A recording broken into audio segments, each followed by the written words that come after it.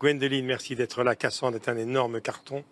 Et avec Dominique, c'est la 4e ou 5e saison? 5e. 5e saison. 5e saison. Et samedi prochain, c'est le 4e épisode. Regardez, voilà vos... Oui. Alors, Alexandre Varga, Dominique Pinon, Jessie, Hugolin, Sorène Prévost et Gwendoline. J'ai oublié personne.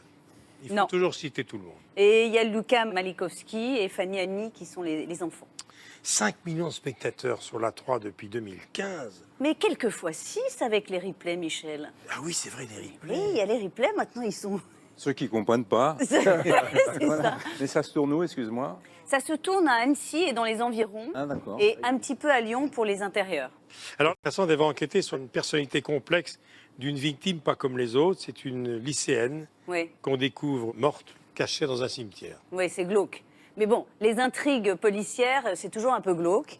Mais ce qui est amusant dans Cassandre, d'abord, c'est qu'on a du temps, parce que c'est un 90 minutes, donc on peut développer l'intrigue. Et puis surtout, maintenant, Dom, tu m'arrêtes si je me trompe, on arrive à faire beaucoup de scènes de comédie à l'intérieur, entre les personnages récurrents, et on se marre bien. C'est vrai qu'on s'entend vraiment bien. C'est 4 films par an, donc on n'est pas toute l'année ensemble, mais quand on se retrouve, on est... C'est vrai qu'on est devenu une petite famille, même si ça fait un peu plus de dire ça. Non, non. Alors, elle était commissaire de police au Quai des Orfèvres. Oui. Et pour se rapprocher de son fils, elle était mutée à Annecy.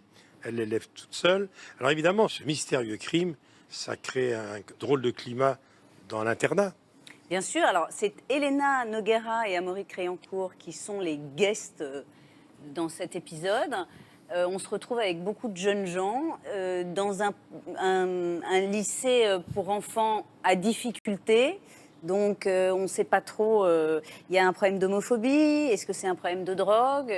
Et puis, il y a Naïma, il y a Naïma Rod aussi qui est dans. J'essaye de penser à tout le monde, qui joue la CPE. Et puis, on essaye de résoudre cette affaire. Et en même temps, dans la vie de Cassandre, il se passe plein de trucs. Parce qu'elle est amoureuse, mais elle n'ose pas y aller. Parce que son fils l'emmerde. Parce qu'elle croit qu'il a 12 ans, il en a 22. Voilà, c'est un peu compliqué de tout expliquer. Alors, nous sommes dimanche. Un épisode a été diffusé hier soir. Celui-là, on va voir l'extrait, est diffusé samedi prochain. Exactement. On voit des images.